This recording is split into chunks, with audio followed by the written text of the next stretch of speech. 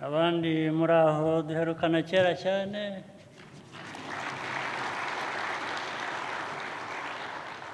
hari abari hano bavutse icyo gihe mperukana na bamwe muri mwe, ubwo nabo bishimye kuba turi kumwe nawe.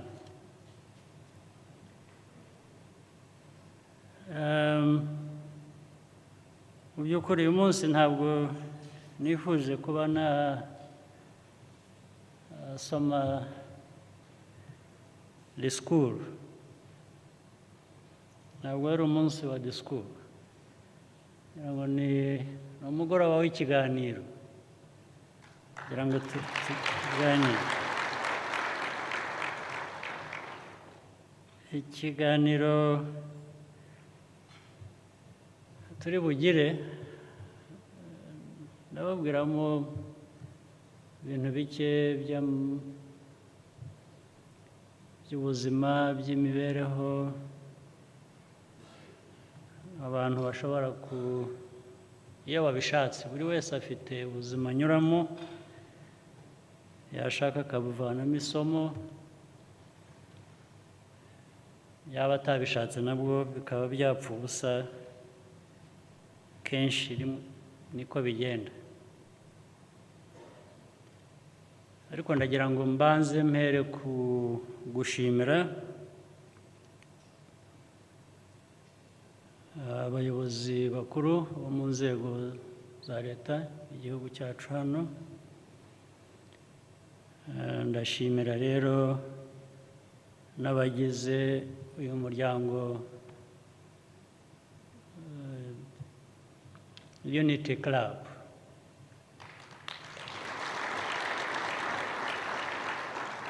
Ndabashimira mwese kubera ko uwo muryango mwawuhaye agaciro, mwawutumye ndetse uwo muryango ugira uruhare mu myubakire y'igihugu cyacu. Hari byinshi byakozwe ndetse bitanagaragarira amaso uwo mwanya, biboneka ari uko wabanje kubitekereza cyangwa ukabisesengura. Ibyo ndetse n'ibyo cyane cyane byagiye byubaka. Ibitagaragara usanga ahantu hose cyangwa ureba n'amaso nibyo usanga byubaka cyane. Ndagira ngo ariko nshimire n'abo namwe mwagejejeho ishimwe, abo tumaze kumurikirwa mu kanya gashize kubera ibikorwa byabo by'ingenzi byabaranze mu mateka y'igihugu cyacu. Nanjye nagira ngo nongereho kubashimira.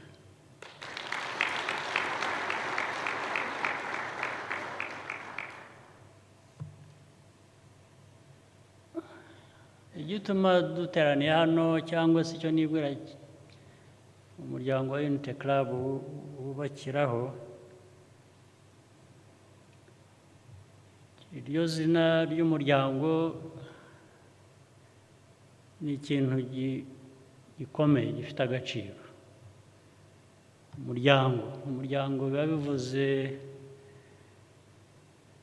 ubundi umuntu yahera ku muntu ku giti cye, ariko umuntu akomoka mu muryango cyangwa agira umuryango. Ni ukuvuga rero ngo umuryango urubaka, umuryango urarera, umuryango urakura. Ibyo byose bikavamo umuryango munini utari wa wundi mutoya w'abantu bake, babiri, batatu, ukaba igihugu nacyo ushatse wakireba nk'umuryango. Society ni imiryango ihura ikaba umuryango mugari. Byose rero bifite uko bihererekanya ikibiranga. Ikiranga umuntu, ikiranga umuryango, hari ikiranga igihugu. Bifitanye isano. Umuryango wa Unity Club rero ni umuryango uranga igihugu, umuryango wakuze uvuye ku muntu umwe, ntabwo bikiri umuntu umwe, ntabwo bikiri umuryango w'umuntu umwe, ni umuryango w'abanyagihugu, cyane cyane mu buryo bw'imitekerereze, mu buryo bw'imyumvire, bw'imibereho, bitanga icyerekezo ndetse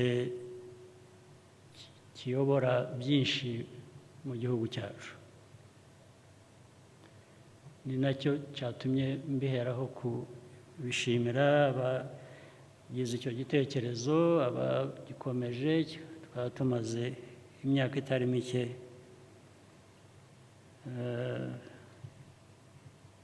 bwa 15 bara buri mwaka. Ni byiza rero.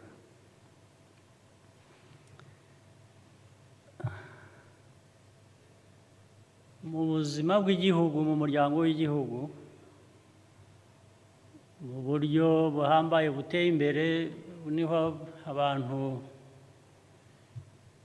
bajya muri politiki, bikaba demokarasi, bikaba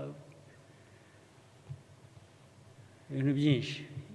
Iyo mvugo cyangwa se iyo myumvire ni amajyambere, niba bigezweho uko. Ariko na mbere yabyo uko byaduka, abantu bariho, imiryango yabagaho, n'ibihugu mu bundi buryo butari wenda ubu ngubu bw'imipaka n'iki, nabwo wavuga ko byari biriho.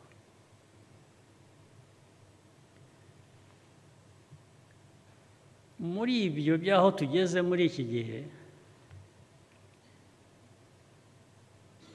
ni byiza, bifite icyo byongeraho mu buzima, byongera ku buzima bw'abantu,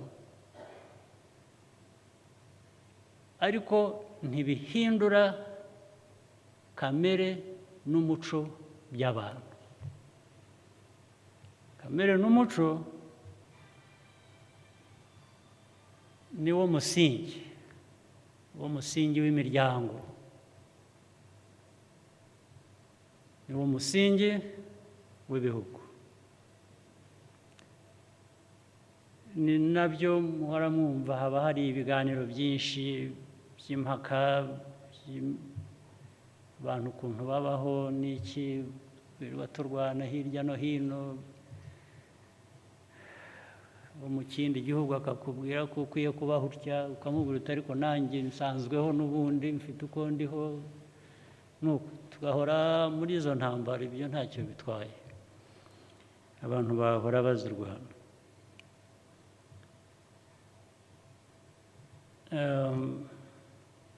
Ku Rwanda rero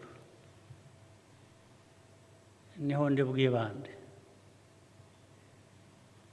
kuri twe, kuko ndabiganisha ku byo numvise mwagiye muganira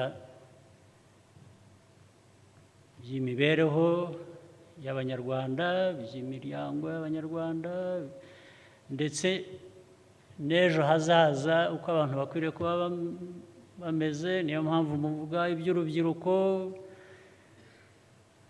imico,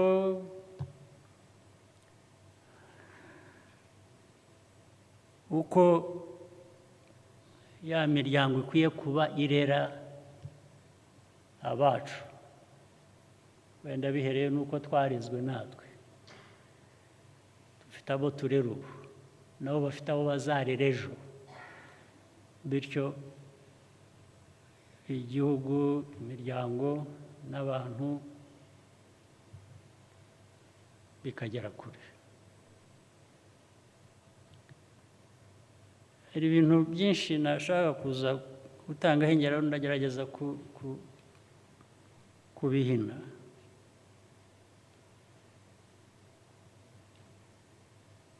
Buri muntu wese uri hano n'abatari hano ndetse, buri muntu afite icyo yavuga kijyanye n'ubuzima bwe.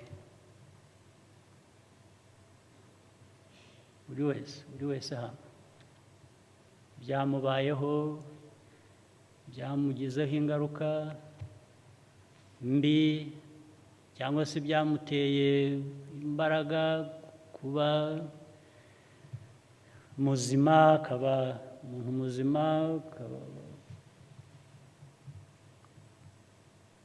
ari naho n'imiryango yahera ikaba mizima, ndetse n'igihugu ndetse kikaba cyaba kizima.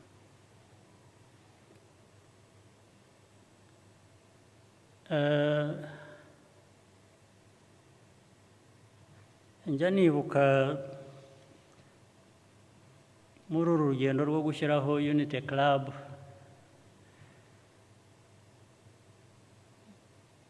rwari rufite aho rwatangiriye. U Rwanda rwacu rufite amateka arimo ibyiciro byinshi. Hari ibyo nzi, hari ibyo ntumva neza byabayeho mbere yanjye, hari byabayeho ndi umwana, hari byabayeho nkuze, hari biriho n'ubu ngubu. Icyo nshaka kubiheraho, naza gutanga ingero nk'ebyiri eshatu, cyangwa tubona umwanya ndakomeza.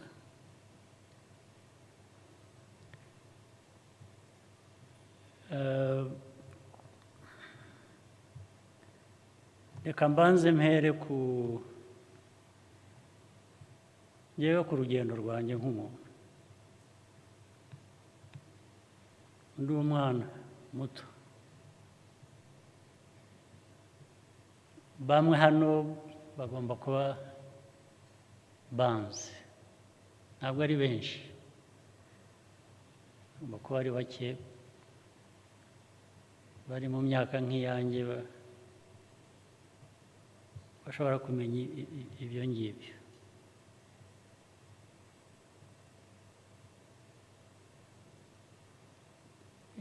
Twabaye impunzi, umuryango wanjye warahunze mfite imyaka 4 aho ngaho.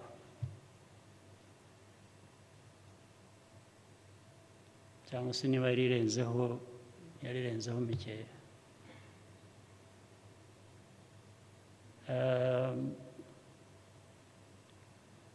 Duhunga uko abantu bose bahungaga. Iyo abantu bahunga nta nubwo babanza ngo bajye inama. Umwe afata inzira y'undi agafata iy'undi, wenda bagira amahirwe bakazagera aho bahurira. Data we yanyuze i Burundi, arakomeza anyura muri Kongo, i Bukavu, anyura Goma, arakomeza duhurira i Bugande ahantu hitwa Kamwezi, hakurya y'umupaka hariya. Maze amateka ni ikintu cyiza cyane, kandi isi ubanza ari ntoya cyane. Ahantu twashyikiye bwa mbere muri Uganda twambutse umupaka, hakurya y'umupaka ha Kamwezi, ni iwabo w'umuntu wahoze ari Chief Justice hano mu Rwanda, Rugege muramwibuka, Sam Rugege. Ise nawe Rugege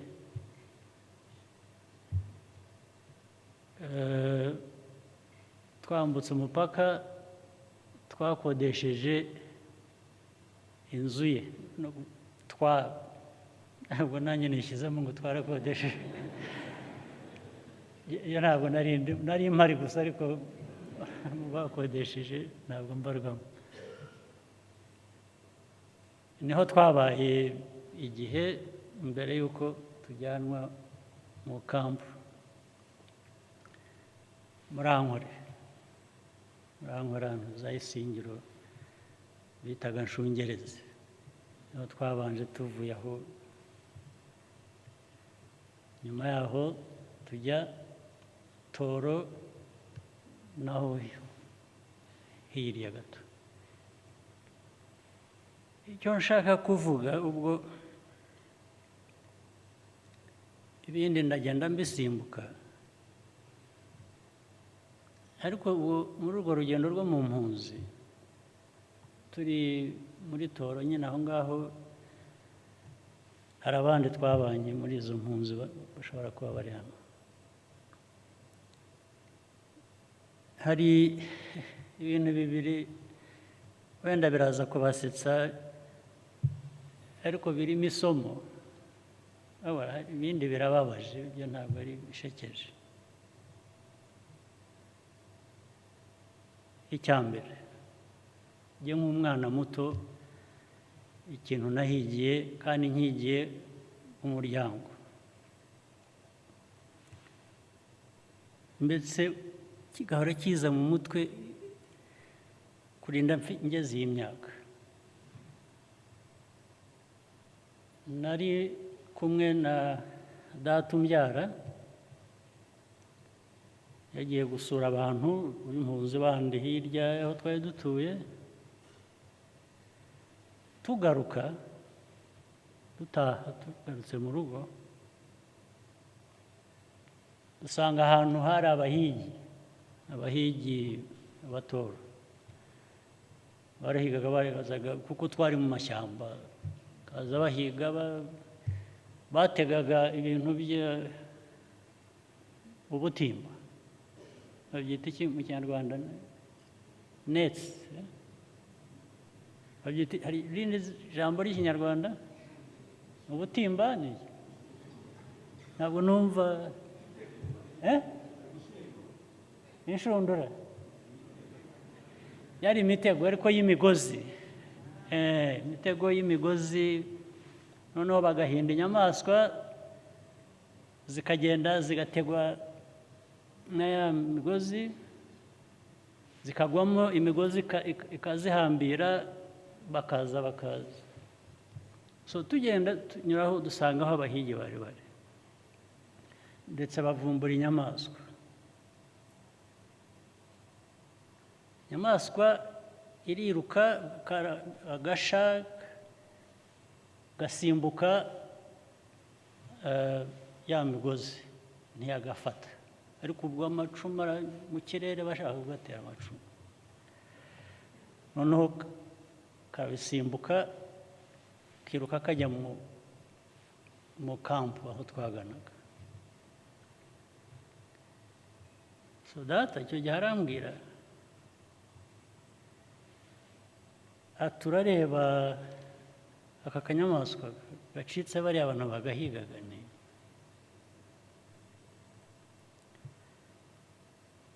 ati buriya ati ntuzi ko dufite ibibazo mu mpunzi hano tutagira n'ibyo kurya ati buriya tugeze mu rugo tugasanga kinjiye mu nzu kahungiye mu nzu yacu atuzi ko nta burenganzira dufite bwo kugafata ngo tukabage tukarye kubera ko dushonze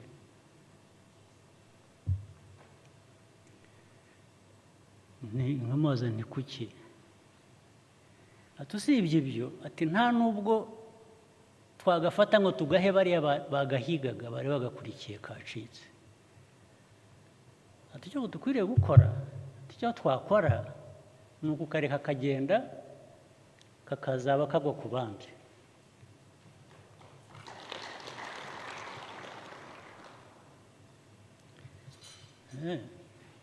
buri gihe icyo kintu cyakomeza kukinza mu mutwe kugeza n'uyu munsi.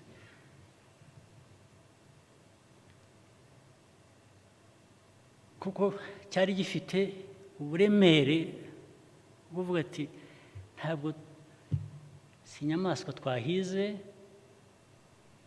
yacitse irahungisha ubuzima bwayo, igize amahirwe icitse abayihigaga, yinjiye mu rugo. Ntabwo ni nko kuvuga ngo twaba dukoze ishyano, uwo mugayo ntitwawukira wo kwica iyo nyamaswa yacitse abayihigaga, reka izagenda igwa ahandi itaguye kuri twebwe. Ubwo urumva ni ku nyamaswa, ariko noneho ku bantu byo bigomba kuba bifite uburemere bwinshi burenze.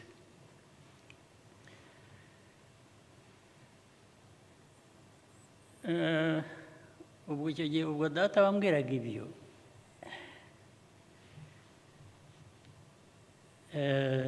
yashaje mfite imyaka mikeya muri 72.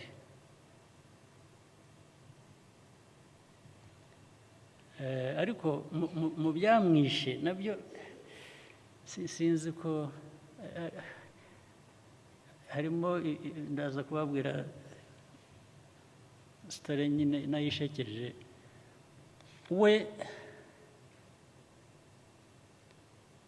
nta nubwo ari ukuvuga ko yari umunebwe cyangwa ngo ni iki. In fact ahenshi aho yagiye aba impunzi zatoraga abantu baziyobora iteka aho yabaga ari, bamutoraga kuba umuyobozi wabo. Ariko byamwishe nubwo yagize uburwayi nk'uko abantu barwara bakagira, ariko bifite ahandi byakomotse. Aho byakomotse nicyo mu Cyongereza bakwita kuba broken. Impamvu ni iyi: hari bamwe babizi hano, mwigeze mwumva muzi ikintu bitaga, cyangwa n'ubu ko bacyita, sinzi abagifite ubu, trafipro. Murayizi trafipro? Mwarayumvise? Burya trafipro ni iya data, niwe wayubatse, niwe wayishinze muri 55. Amateka ni igitangaza, ufite n'ibipapuro byabo by'abantu icyo gihe na sinya iriho. Ariko baje kuyimwambura muri aya mateka y'u Rwanda. Bamwe bayungukiyemo, bayibenyemo, baracyariho, bamwe barahari. Hari n'abo nagerageje kwegera ngo mbabaze n'ayo mateka bakampunga, ahubwo ntibashake kuyambwira. Ariko hari n'abandi bayambwiye. Ariko harimo abantu bamwe mushobora kuba muzi. Ubwo data amaze kuyishinga, yasoshetinze, yashyizemo abantu bitwa, hari umugabo witwa Gaposho, ngira ngo bamwe muramuzi. Se yitwa Mbuguje, akaba Murara ntabanza atakiriho. N'abandi yayishinze, nibo bayishinze, n'amafaranga arahari yayishyizemo, n'abandi ko yabazanye mu rutonde rwabo bari nka 7. Abo nibuka nabo 2, Mbuguje na Murara. Igihe cy'ubukoroni abantu kwa Bakayibanda n'Ababiligi n'Abasuwisi barayifata, yari yayubatse, bayimwambuye muri 58 cyangwa 9, 58 ngira ngo. irakura abayizi kera nabwo muri 77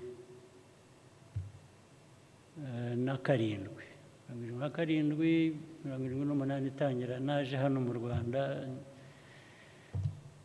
njya mu iduka rimwe rya Trafipro barako ayo mateka nayo narayumvise gusa kureba ibirimo usanga baragurishamo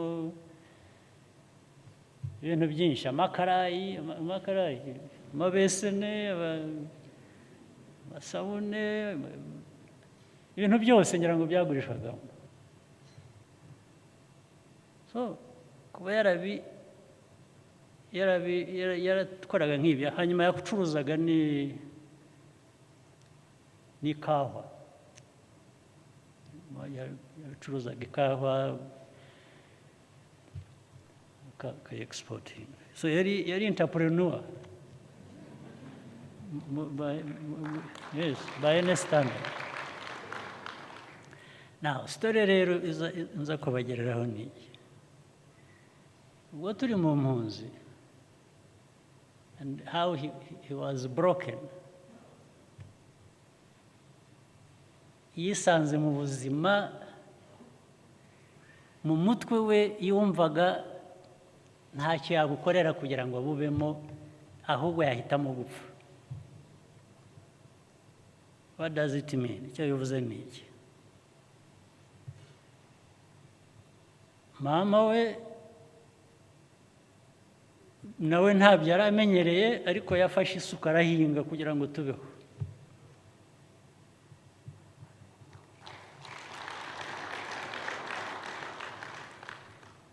Data biramunanira aravuga ati ntabwo nahinga simbizi sinzanabigerageza njyewe kwanza byabaga byabonetse yarabanza akareka twebwe nk'uko bati njyewe niyo ntagira ikintunga gitunga umubiri wanjye nkapfa amuhape. Hakaba hari umuntu twari duturanye w'umusaza abantu bamwe wenda hano baramuzi, hari umugabo witwaga n'izina rye ndabwibuka, umusaza nawe wari umeze neza bwo mu Rwanda kera nawe nk'ibyo yitwaga Burasa. Twari duturanye akajya abwira data ngo we ntabwo azapfa nkawe ngo we agiye kugerageza ahinge. Aramubwira ati gerageza rwose kandi ntuzangaburire nzicwe n'inzara ntabwo nzajya ibyo kurya byawe wahinze. Uwo mugabo atangira kujya kwiga guhinga rero aragenda ari kumwe n'abandi n'umugore barahinga. Muzi ibintu bita amayogi, those small hills bashyiramo imigozi y'ibijumba. We arahinga amaguru ye ahagaze hamwe, ya mayogi aguma yirundaho ibutaka, hanyuma aza kunanirwa kuvamo rero.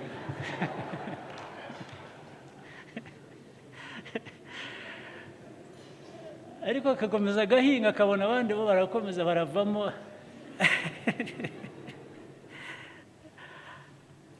Ageze aho ahamagara umugore we n'abandi bari kumwe bahinga, avuze induru arirahira ngira ngo irahiga niba ari Kitatire niba ari nde, ati avuga izina rya data ati yarambwiye ati none kambayeho ati.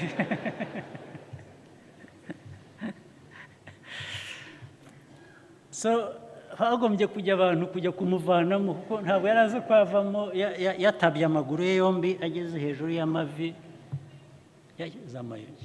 Akababaza ati ariko mwe muvamo muti ko. So icyo gihe then my father nibwo yamubwiraga atari ko ati ni ibi wambwiraga, ati sinabwiye ko ibyo kurya byawe ntabirya, ati ubu hari ibizera aha ngaha waheze, keretse niba ari wowe uzeramo kuko ni wowe. So ariko we rwose gave up, ubwo ko ntabyo azakora. And I think in the end bigomba kuba byaragize effect. Ibi byose ndabivugira iki cyangwa icyatumye mbibabwira ni iki? Mu buzima bw'umuntu, mu buzima bw'umuryango, mu buzima bw'igihugu,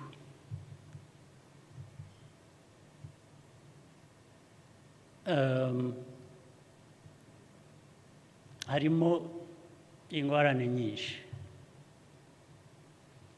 Wahitamo guhangana nazo, ukora ibishoboka byose, n'ibyo utari uzi, n'ibyo utigeze, n'ibyo wenda bikakugeza ku wundi munsi, ku kindi gihe, bigatuma ugera ku bindi. Cyangwa se bishobora no gutuma ukora ibibi bidakwiye, wenda niyo byakurengereza iminsi, byakurenza iminsi imbere,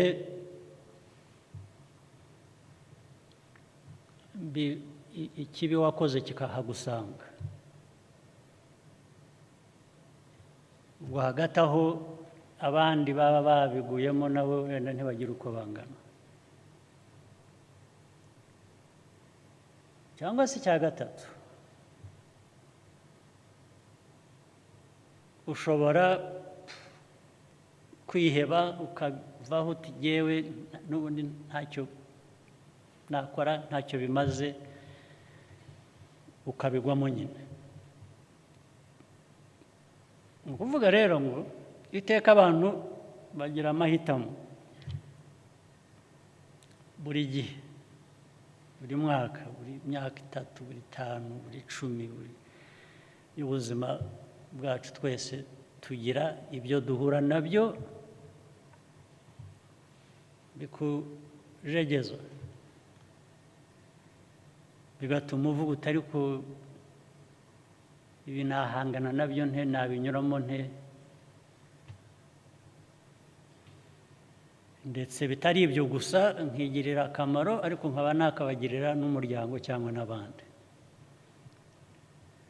Ni ubuzima bw'amahitamo iteka, ugomba guhitamo. Nicyo rero iteka kenshi mbwira abantu, uburyo bwiza bwo guhitamo ntabwo ari ugutegereza ukubwira, ukubaza,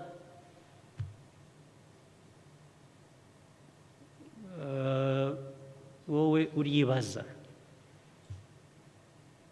urivugisha, you have a conversation with yourself.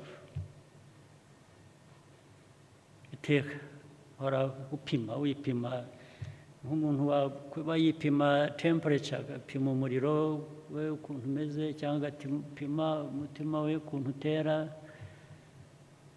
uripima. Kandi iyo wipima nibwo umenya ukuri. Iyo ushaka ko abandi bagupima, uhora wibwira ko bakubeshya,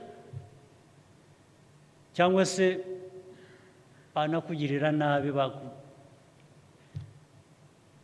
cyangwa se bituma n'umuntu avuga atari ku wowe urambwira kuki, urinde.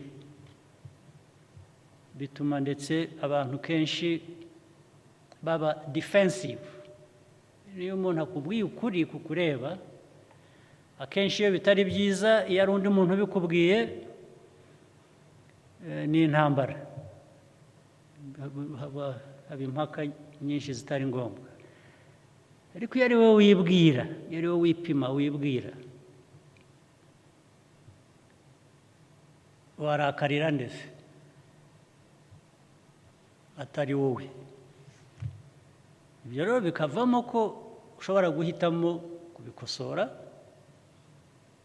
ukajya mu nzira nzima cyangwa se ukibeshya ugahitamo nabi ingaruka ukazaba uhura nazo imbere ariko iteka umuntu wese afite amahirwe yo kuba yakwibwira ukuri agahangana n'uko kuri muri we bitagombye guturuka mu wundi muntu. Ibyo nibyo bigira akamaro cyane cyane iyo bitegereje ko ugomba kubwirwa n'undi muntu habamo ibibazo nyine.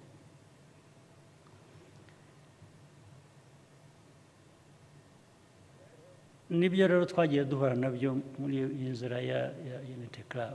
Ndibuka nanone muri leta mu gavumenti ya mbere twagize guhera 1994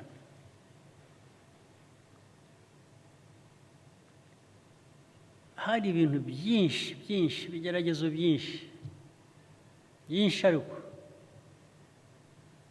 abari abagiye muri guverinoma icyo gihe sinzi hano bagomba kuba atari benshi cyane,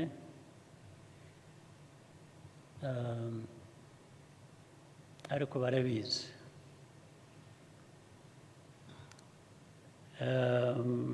Bikajyamo n'ayo mateka mabi yacu ya kera bikavanga n'amatwara mashya twasaga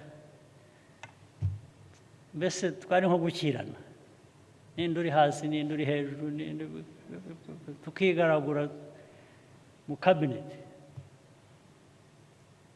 guhera kuri perezida icyo gihe kugera kuri minisitiri uwo ari we wese. Ndibuka rimwe hari inshuro nyinshi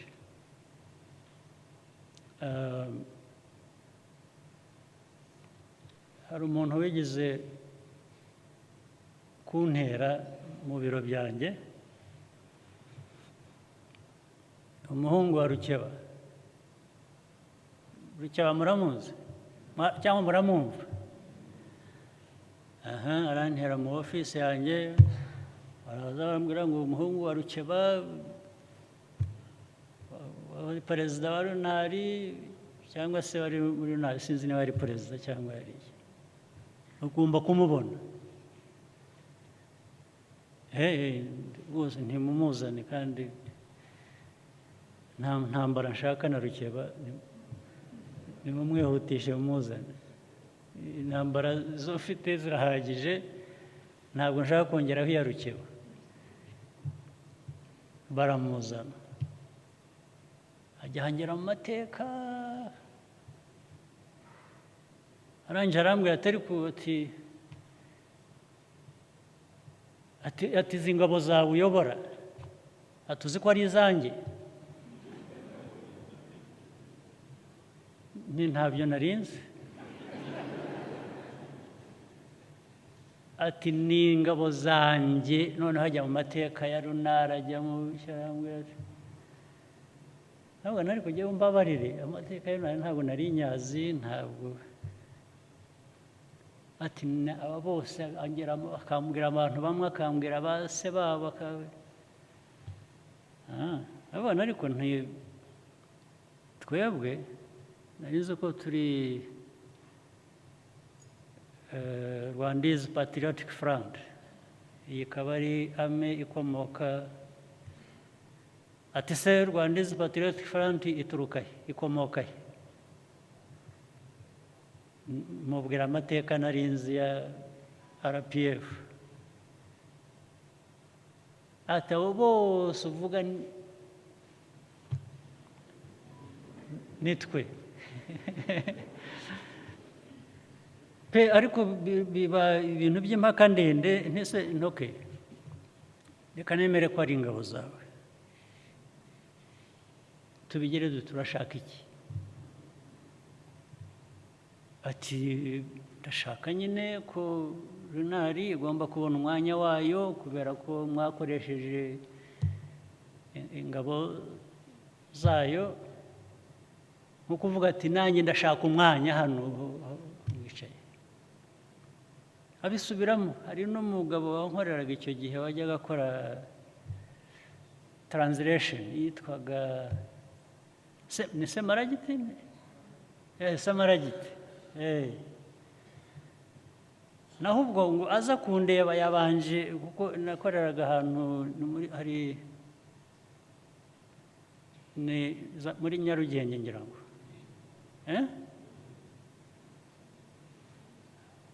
so ndi hejuru ku floor yo hejuru. Uwo Samaragiti arambwira ati ni ikimenyimenyi, ati abantu bamwe bagukorera bose, ati ni Leonard ni abantu banjye nkande, ati witwa Samaragiti ugukorera hano, ati rero Samaragiti nawe ni boss wanjye buriya, uri boss wanjye Samaragiti. Ariko ngeze aho ndamubwira nti reka nkorohereze, urashaka iki? Amaze kumbwira ibyo ngibyo ndamubwira nti rero yewe niteguye kuguha ingabo zawe ukazitwara aho ushaka. Ndamubwira nti banza uhere kuri Samaragiti umutware, ugende mujyana aho ushaka, hanyuma n'abandi basirikare unyishyuza nabo uzanzanira amazina yabo, nabo mbaguha wajyana. Hari ikindi ushakaho? Ni nko kumbwira ati rega nawe ugomba kunyoboka. Ubwo byari intangiriro, haza kuba ibindi birushijeho hanyuma. Ubwo mu nama mu cabinet abantu baza bagambanye, sinabimenya n'iki. Ariko ninde wari uri mu cabinet icyo gihe waba ari hano? Cabinet ya mbere wari urimo na Karemera, ngira ngo Karemera ari hano cyangwa ntawe?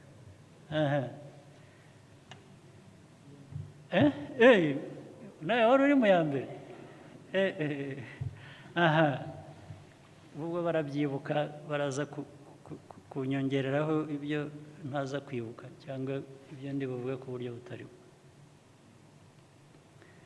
Hanyuma tugeze mu cabinet, naho abantu bagiye, hari conspiracy inama, abantu babanje kubishyira ku murongo ibyo biri bugende. Ubwo perezida yarabaga twicaye Bizimungu icyo gihe hagati, iruhande mwicaye iburyo, hakurikiyeho Twagiramungu, hirya hariho Kanyarengwe, then hakurikiyeho hirya Sendashonga. Ndabibuka kuko bari bakurikiranye mu cabinet, harimo twaga Nkubito wabaye Minister wa Justice, ni Nkubito bityo ndabibuka ko bari bicaye bakurikiranye. Tugeze mu cabinet haza item kuri agenda, ubundi twagezwagaho agenda turi buganire, haza kuza ko hari dosiye izanwa na Minister wa Interior Sendashonga. Dosiye iza kuba iya Rukeba na Runari.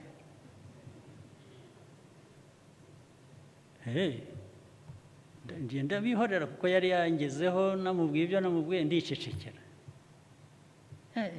Cabinet irashyuha, abantu babanza kuko Runari hari ibyayo tugomba kuyiha. Ariko ubwo plan yari ukuzana confusion muri cabinet ndetse no mu the whole. Ubwo harimo abantu bavuga ariko RPF tuzayikira, ariko buri gishobora kubisenya nuko twayishyiramo amacakubiri bateranya abantu ubwo niyo yari plan so baravuga baraheranya Kanyarengwa ati atariko nibyo ati nibyo ati dosiye ati ibintu biratunganya atarya ati seta ati tubwira ati bimeze bite yari afite fayiro arayifungura asoma ibintu mbese ukuntu bakwiye kuzanamo nabo bagashyiramo bakazana abantu muri leta bakagira runari Kanyarengwa aramwakira twagira mu ngo aramwakira nuko n'abandi bankubita baramwakira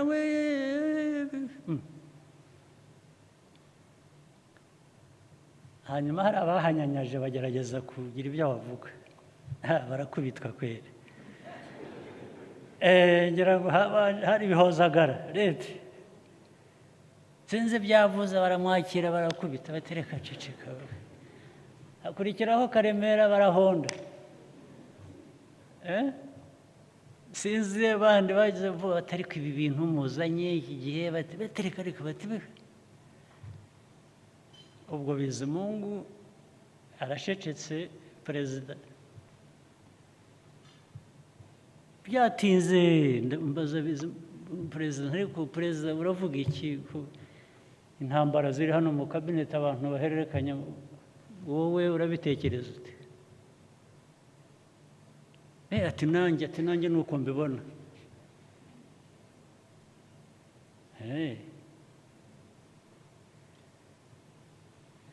ndeba ntera kuri Kanyarengwa kandi ubwo yari umuyobozi mukuru wa RPF abaza ariko Kanyarengwa nawe hanyuma se twagira mu ngo ubu twagira mu ngo na Kanyarengwa na Kayibanda nimwe mugiye kurwana intambara z'abatutsi na runari iyo cynicism murazana y'icyaha ngaha why don't you just shut up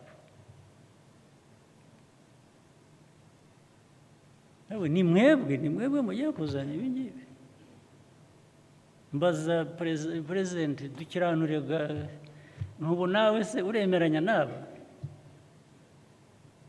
asa n'ucisha make ngira ngo abonye ndabona ariko Kanyari ni cynicism mu cabinet mwazanye you're just being cynical muri abantu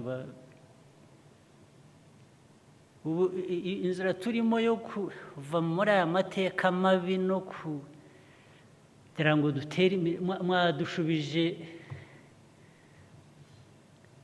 inyuma imyaka yose na politike yayo ubu niho mwagiye twicare tubatega amatwi dukurikiza ibyo muriho mutubwira ntabwo kandi muri abayobozi mwitwa ko muri abayobozi b'iki gihugu abantu babatezaho amaso ubu inzira mudutwaramo niyi ubwo ariko bigeze aho ndababwira nti rero ubundi nta kibazo ngera cya to respect people I respect myself I respect people nabwo ariko ubu ngiye gukora ibintu bimwe bitasounding respectful kuko hari perezida yicaye hano abandi bayobozi bakuru mwicaye hano kabineti mwaho mwayigize ubusa mwadusaye muri politiki nabwo yewe ntabwo nakwemera ko amaraso yamenetse y'abantu barwanye turahamba bishwe muri mateka mabi ntituranabamenya abanyarwanda barashize n'abarwanaga nabo abenshi babiguyemo twe turi aha ngaha twasagutse ku mahirwe tugiye kwicara aha mujye aho mutobange igihugu mutobange abantu mutobange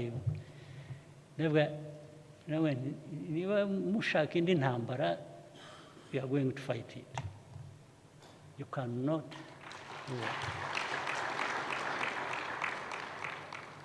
nababwira nti ndababwira kuko yewe nari vice president icyo gihe nari umukuru w'ingabo nari nkwiye no kuba nceceka nkumva ibyo perezida yemeje byaba byo bitaba byo ni perezida ariko icyo gihe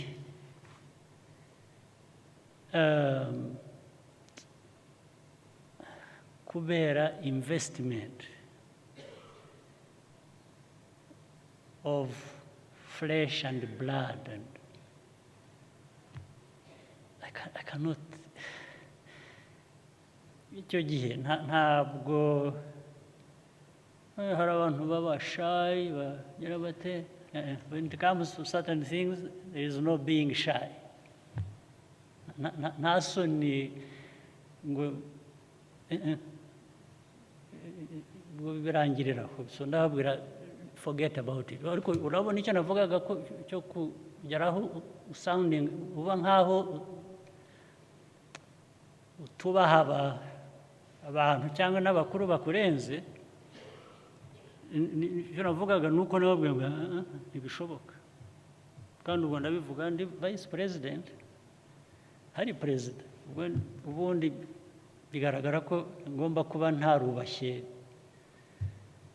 inama cyangwa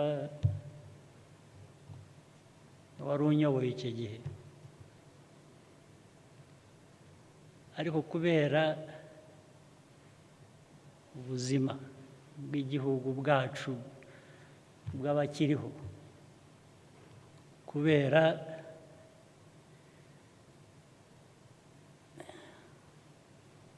ikibi cyagombaga guhinduka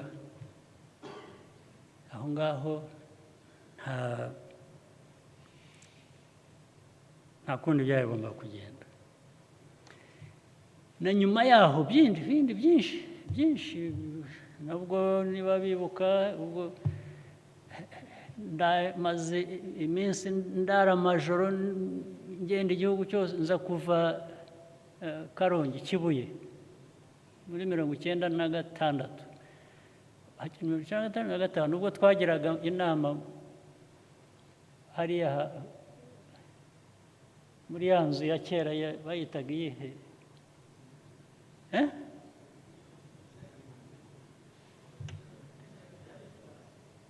ahantu hari jari club ariko imbere yaho hari iki senkijuriye ubwo naje nazindutse maze icyumweru ntarakandagira hano ntaragera no mu rugo turi mu ntambara z'abacengezi bava hakurya cyangwa bisha abantu bari hakurya y'amazi muri Kongo na hehe ndaza nkigeraho ubwo nsanga hari cabinet muri icyo gitondo ndagenda nyijyamo uko nakabaye nayimeze ngira ngo nayo ntaranakaraba nkimara kwicara ubwo cabinet irahuzuye abantu batangira gucana amarenga bakagira batya bakavuga seti ndashonga atariko arabanza aravuga ngo twagira mungu wabajije Sendashonga ngo natubwire amakuru mu gihugu ko hameze Sendashonga arabivuga arangije avuga noneho aho mvuye ngira ngo niho hari ni waba hari nabaga za Kibuye aratangira ati ingabo za Kagame ingabo za RPF zamaze abantu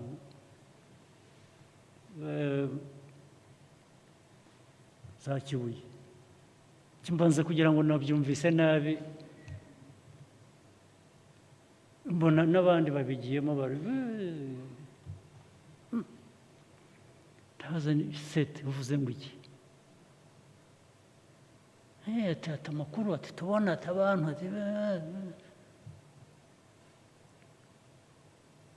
naho ubwo ndiyo hari nahuye n'abaturage mvuga discours nza kuvuga n'abantu bari hakurya muri Kongo babwira nti abahungiye muri Kongo hakurya mureba bamaze abantu ntibazagira ubwo bagaruka tubabaze impamvu bishe abantu uko babishe. Ibizaba bidashobotse bamwe tuzabasangayo. Ngira ngo rero mvuze ibyo nicyo cyavuyemo ko twamaze abantu. Ndavuga sendashonga ubu reba ntabwo naraye ndyamye nagendaga ijoro ryose ndirirwa nshakira igihugu umutekano. Ubu wampinduye umwicanyi nijye mwicanyi mwabuze abicanyi bugiye wampinduye umwicanyi. Murabyibuka Iyamuremye wari urimo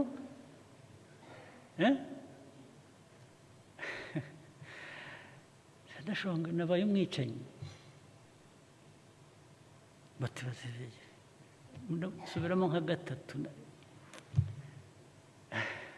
ariko ni byiza rimwe na rimwe kwigarura burya uzi icyanje mu mutwe ariko mwari mugiye kubigwamo mwese kandi mutabizi. Naratekereje aba bantu nze bose mbahambire mpere kuri aba ngaba ngende mbashyire ndakubwiza ukuri byanje mu mutwe mbonye bitari byiza bitashoboka mva mu kabineti ndigendera mvamo ngenda n'amaguru n'imodoka zanjye zisigaho ndataha ngo mbanze numve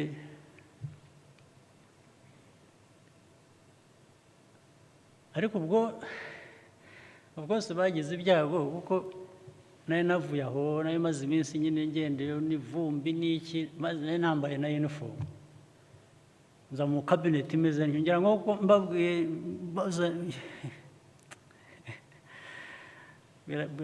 nabajije nk'inshuro eshanu seti mbwira ndi umwicanyi wo kurandeba ugasanga igihe iwanyu maze iminsi ndera ntaryama ntarya ntagira nagiye kwica abantu.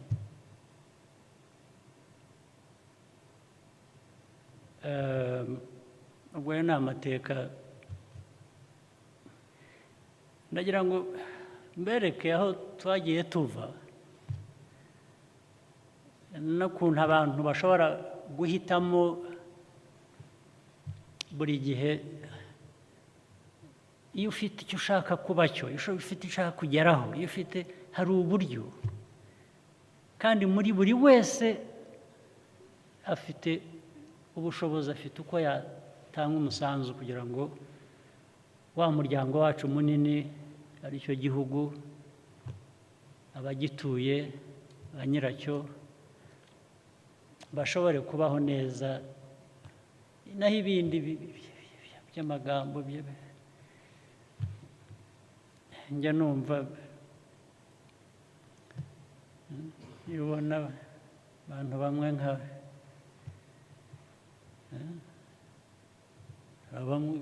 ariko ni byiza kureka aho tugeze icyo gihe wavuga utari ko bashobora kugira buryo ibintu ariko ubu aho tugeze nta cyatera umuntu uwo ari we wese ubwoba.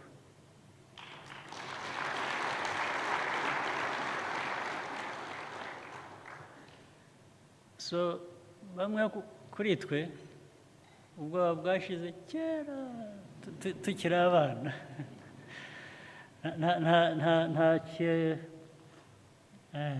niyo mpamvu tubwirana n'abo bose mujya mubona bigira ibitangaza ntawe nzasanga ahandi ariko uwansanga hano twahabana ku bwacu noti ku bwe.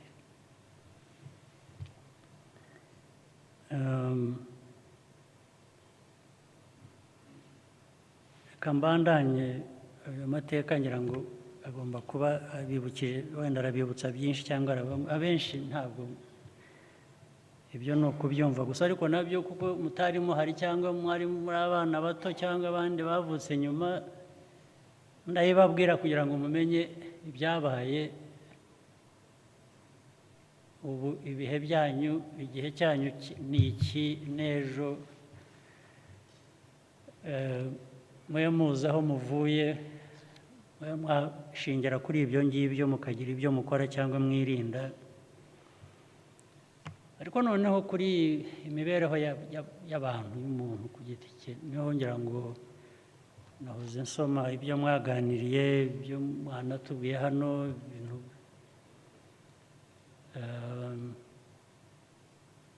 by'abana bajya mu biyobyabwenge, bajya mu nzoga, bajya ibintu byinshi bimwe birimo na criminality, birimo gukora ibyaha bimwe biremereye bituma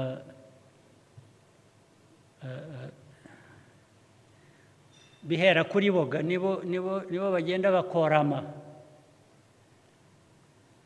Ariko noneho iyo boramye n'igihugu nacyo kibuko. Ntabwo dushaka rero ko hagira ugira ibyago nk'ibyo, noneho ngo anabizane no ku gihugu nacyo kigira ibyago nk'ibyo. Ibyo rero ni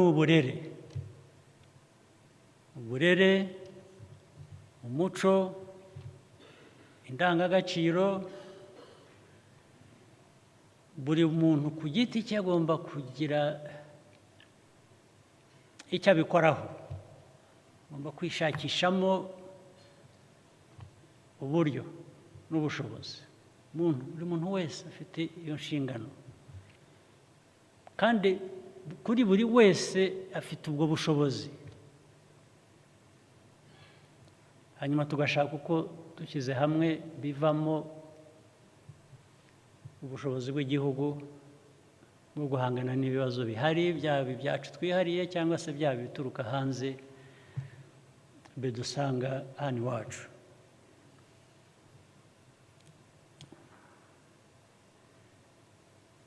Abakuru rero, abakuru hari kwita ababyeyi,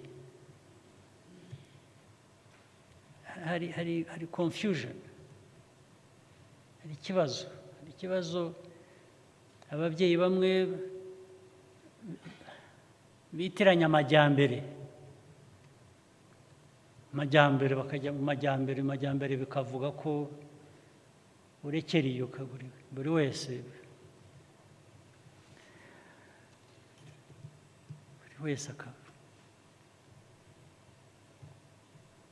ari mu mico, ari mu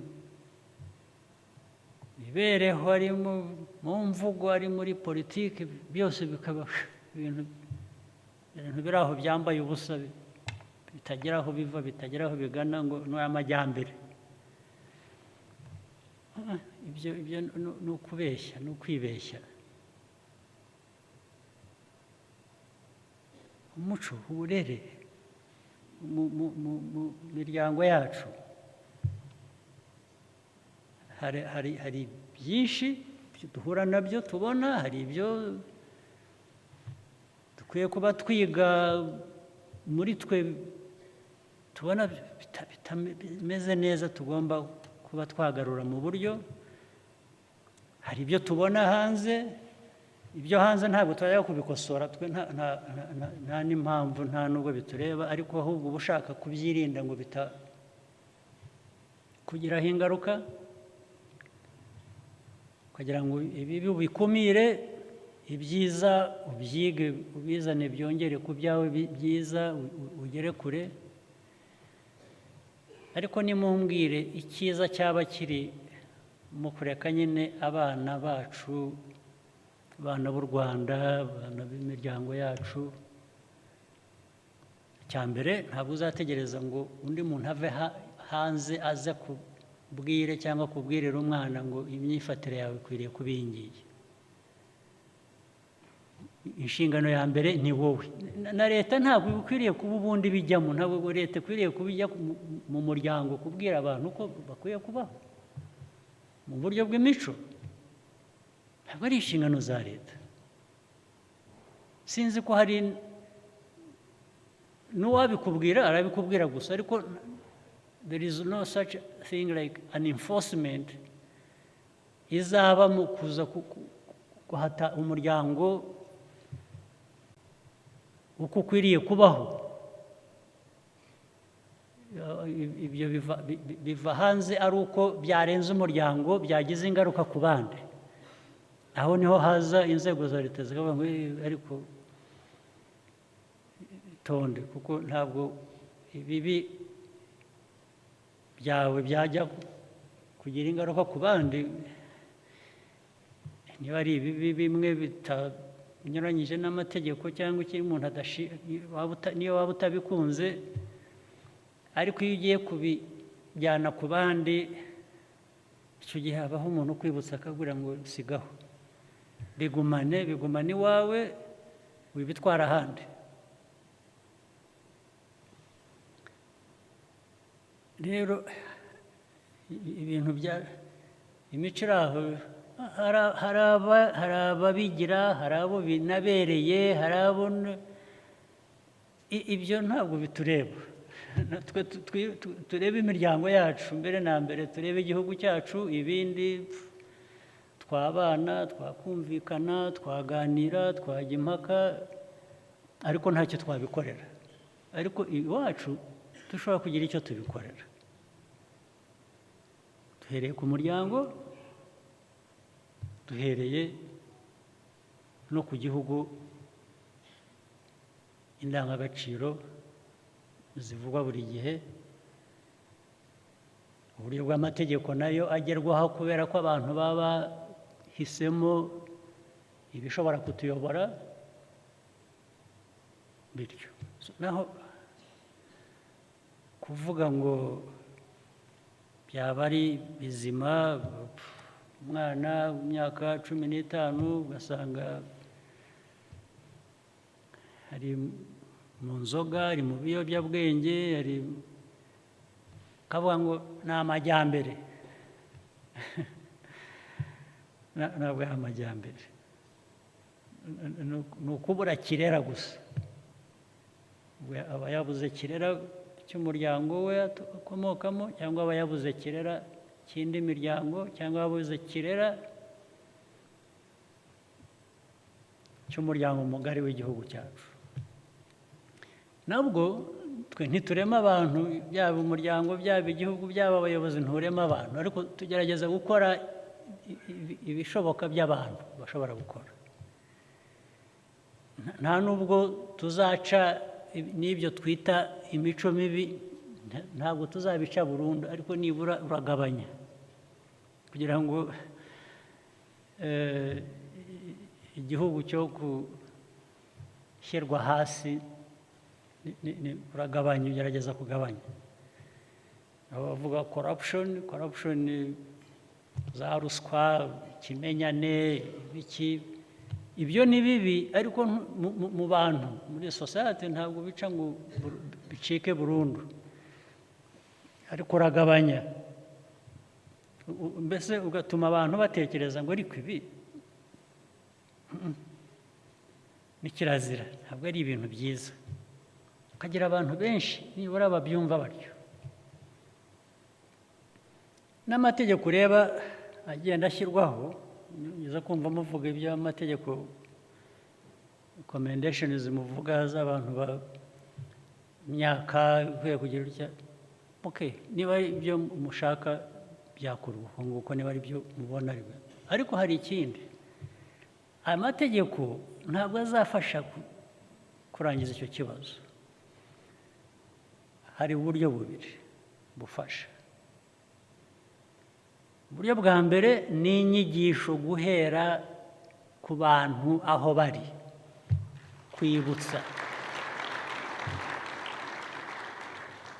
kwibutsa kubiganira ndetse ingero z'icyo kibi zikavugwa zikagaragara rwose bikajya hanze ndetse ku buryo abantu wenda benshi bashobora kuvuga ngo ariko ibi ngibi ntitubishaka ntabwo bikwiye kutubamo. Ibyo birafasha kugabanya ikibazo, kuko abantu benshi niyo babonye umuntu akora nyine ibyo batumvika babona atari byiza baravuga bati sigaho. Biragabanya. Icya kabiri birajyana, ariko ntabwo ari amategeko gusa. Hari ubwo abantu bashyiraho amategeko bakibwira ngo ubwo bashyizeho amategeko ikibazo cyarangiye. Amategeko abantu bashyiraho, igihugu gishyiraho, arafasha, ariko igifasha kurusha ni ukuyubahiriza, ni ukuyashyira mu bikorwa, ni ugukurikirana. Naho ushobora gushyira amategeko meza mu bitabo ariko ntihagire ari abayashyira abakurikirana, enforcement, batayakoreraho, batakurikirana. Ingero zihuta nabonye, hari mu bihugu byo hanze bafite imyaka nko muri za night clubs n'iki n'amabara, hari aho iyo abantu bagiye usanga abantu ku muryango baza, hari n'abasaza bahagarika babona ko basa bakibwira ngo ni abana bato, bamwe batizanazana identity card kugira ngo ho kubaho confusion. Barakora enforcement, ndetse amategeko agakurikirana ku buryo basanga wemereye cyangwa uzwi ko wemerera abana ahantu hadakwiriye kuba bajya. Ubwo ni bya bihugu noneho bimwe bitubwira ko ari ibitangaza nyine, rimwe tujya dukurikira twemera ibyo byose ibyo bakora, ariko barakurikirana. Bashobora no gufunga club cyangwa ibara cyangwa iki kubera ko bemereye umwana kwinjira aho ngaho akaba yanyoye n'inzoga, uwamuhaye inzoga akabyishyura. Naho iyo bashyiraho amategeko gusa ngo abantu bazibwiriza kuyakurikiza, ntacyo uzavanamo, ntabwo bikunda. Ni ukuyashyiraho, ariko ni no gukurikirana. Reka mvuge, ariko n'abato byo ni igitangaza, ariko n'abakuru sinzi niba bari hano. Hari ejo nsoma reports za buri munsi zose za polisi za hano mu mujyi n'ahandi. Hari report naraye nsomye, ariko abapolisi nabo nari bamereye nabi. Bakoze ripoti y'umuntu bafashe, ni member wa parliament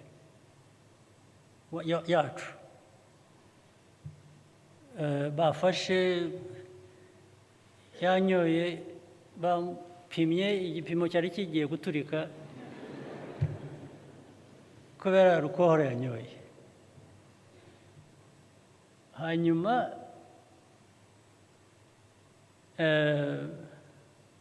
baza no gusanga muri rekodi zabo ibyo bibaye ngo bamufashe nk'inshuro 5, ubu bwari ubwa 6. Ibi ngibi babona imodoka mu nzira igenda ikubita hirya ikubita hino, amahirwe agira ngira ngo ntabwo arica umuntu, ariko niyo maherezo, either azica cyangwa azica umuntu wundi. Hanyuma noneho ikibazo nagize, abapolisi ubwo muri izo report barabitanga gusa, kanaka baramuvuga amazina sinirwa musubiramo, ubwo muzabimenya ngo bavuga ko ibyo bamufashe mu bipimo birenze biri hejuru y'ibisanzwe. atari yazinyoye gusa yari yaguyemo. Hanyuma baravuga ngo ariko ngo members ba parliament ngo bafite immunity, ngo ubwo bamuretse aragendaga. Mbibonye mpamagara chief wa police, ari hano mbese muba mutumira, murabatumira? Aha. Ndamutelefone, we chief wa police, umuntu ufite immunity ufatwa inshuro 5 6 umunsi se yishe umuntu, nabwo ni immunity? Ubu azica umuntu, azagonga umuntu, amwice, bibe immunity? Namwe mugomba kuba hari ukuntu mwakoze interpretation ya immunity nabi. Chief of Justice, Minister of Justice, immunity bivuze iki? Nta budahangarwa? Niyo wasinze ntuhangarwa? Niyo waba wishe umuntu wasinze ntuhangarwa? Urahangarwa nawe. Dufashe numve, kuko from a logical point of view niho nabarije ikibazo. Nabaje bafite ubudahangarwa, okay? Bivuze iki? Biva he bigarukira he?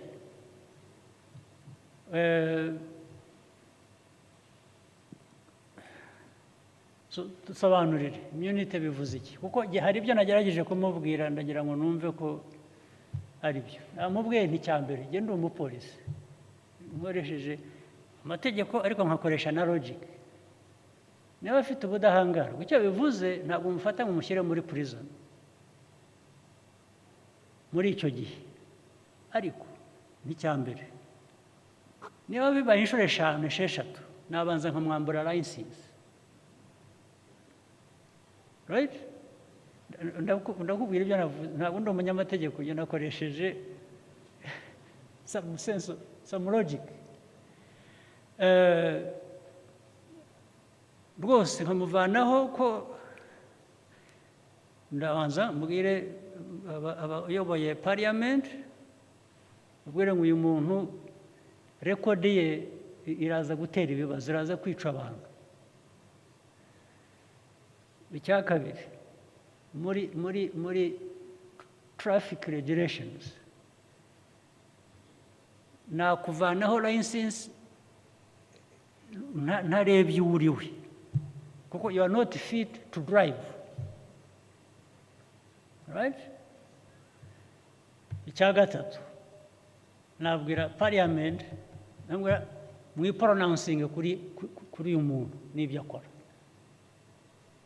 Ntabwo twakwemera ko yaba a danger to society kuri ubu buryo. So nasanze rero byose ntacyo bakoze, bo baretse aragenda. Ndababwira sasa mwebwe nimwe muri bujye mu mwanya we nimutareba neza. Tubwire ubudahangarwa nk'ubwo babu exercising bate? Your Excellency, sinzi icyo nakongeraho ko wabisobanuye nk'uko amategeko niyo interpretation. Nongeyeho fine, umuca fine, penalty, ubanza hari amafaranga. Yes. Afite na immunity y'amafaranga kutishyura? Oya. Aha, so nagira ngo ramenye aho ubwo budahangarwa buhera naho bugarukira. Yes, iyo umuciye fine akabyanga, ubwo bigomba kujya muri court, ubwo ngubwo akajya kubiburanira, ubwo ngubwo nicyo biba bisobanuye. Oh, by the way, hari ni byinshi byaraye bibaye, nuko nyine amategeko aradufasha tukitonda. Babanje kumubaza n'uwo ari we, yanga kubabwira pe, abaye intambara yanga kubabwira. Mbaza polisi, none se icyo gihe nta immunity afite? Kuko ntabwo ndamenya uwo ari we. Icyo gihe nakuzirika rwose nkagushyira Yes. Hanyuma wamara kugeramo wamara gusinduka ukibwira ko ugomba kumbwira uwo uri we, okay, oh, amusore sa.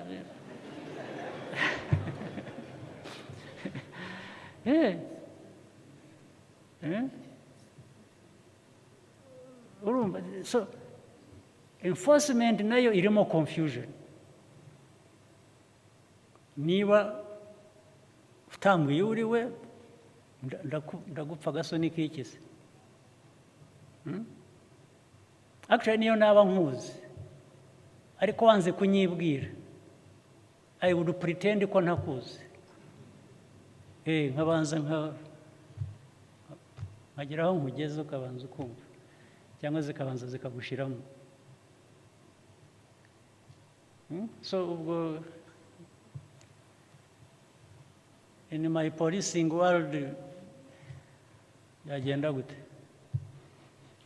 Your Excellency, wabisobanuye, ubanza ugakiza iyo danger y'umuntu wanyoye akarenza urugero ko ntabwo wamwemera ko akomeza kubera ngo afite ubudahangarwa, ukanamubwira politely akava mu modoka kugira ngo adakomeza ataza guteza ibindi bibazo nk'ibyo mwavuze byo kwica abantu.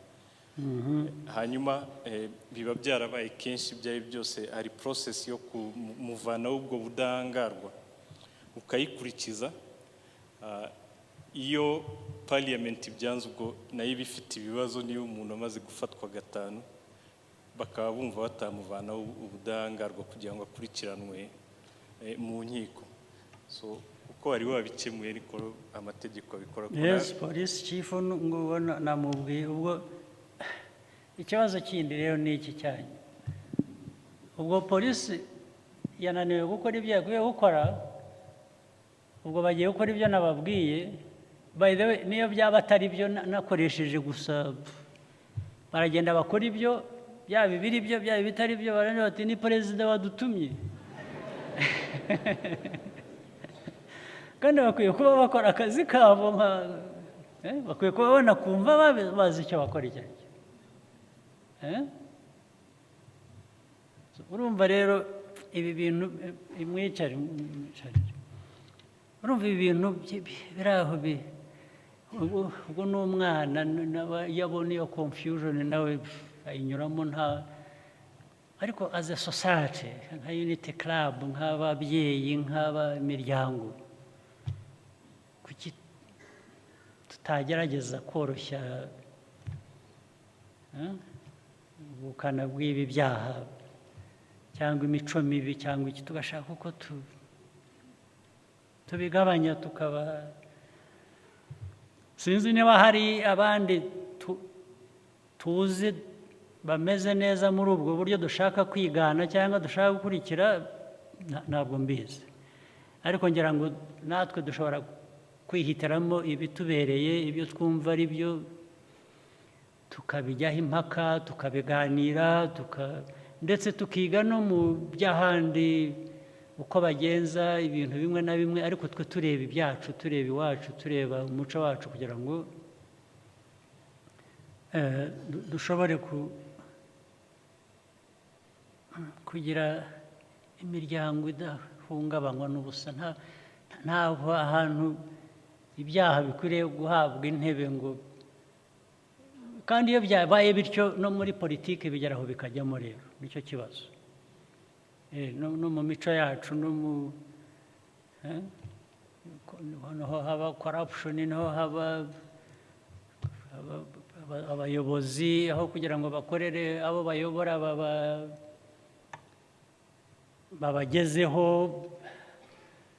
ibibagenewe, bakorane nabo, babagira inama, ugasanga ahubwo ibikwiye kuba bijya mu baturage, abayobozi baratwara igice kimwe bakakirundaho, ikindi bakabasaranganya abo baturage, nuko bakaviramo aho. Niko bigenda bihererekana gutyo. Unity Club rero cyabereyeho, ngira ngo nicyo, ni ukudufasha, kudushyira hamwe, kujya inama, ariko no gukora. Hari igihugu dukorera, hari imico dukwiye kuba tugira, hari gukora kugira ngo igihugu gitere imbere. Hari byinshi bindi bituruka hanze tugomba guhangana nabyo. Ibyo iyo bisanze ibyo mu gihugu bimeze neza, buriya nta ngaruka bigira cyane cyane. Ariko iyo biva hanze bikaza bigasanga mu gihugu abantu bayumbayumba ibintu icyakora rwose icyo nabasezeranya muri ibyo by'imico mibi no mu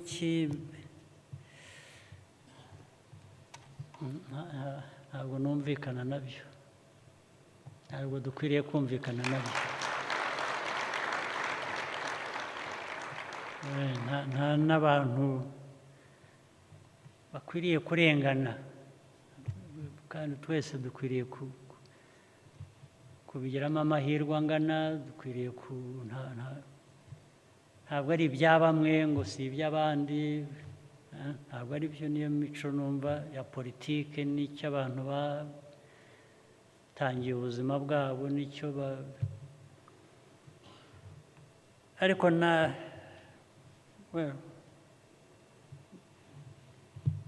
ngira ngo natinze, reka ngabanye amagambo, ariko nimwe mwanyihamagariye.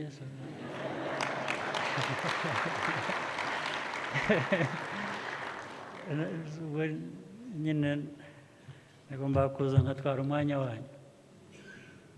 Iyo nza nkabasarutinga gusa nkigendera, sinzi ko byajyaga kuba bingana n'ubutumire mwangejejeho.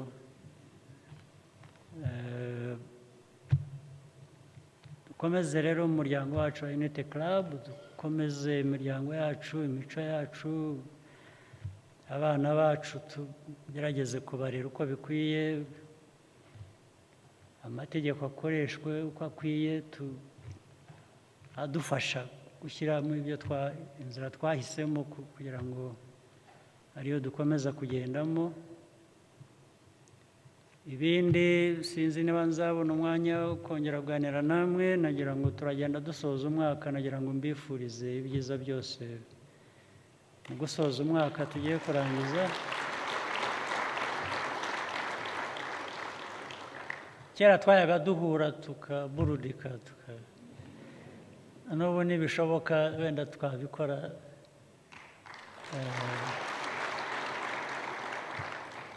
Ntimuzanyibagirwe, imyaka ntabwo irarenga, turacyashobora kwidagadura hamwe. Mugire amahoro y'Imana.